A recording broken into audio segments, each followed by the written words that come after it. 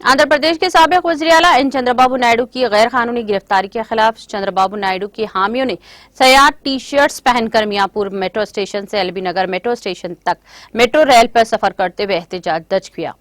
और वाक़े की इत्तलात के साथ ही पुलिस मियाँपुर मेट्रो स्टेशन पहुंच गई और सयाह टी शर्ट्स में मलबूस एहतजाजियों को हुक्काम ने टेक्निकी वजूहात बताकर मेट्रो स्टेशन को बंद कर दिया, जिसके नतीजे में चंद्रबाबू के हामियों ने मेट्रो हुक्काम के साथ उलझ पड़े।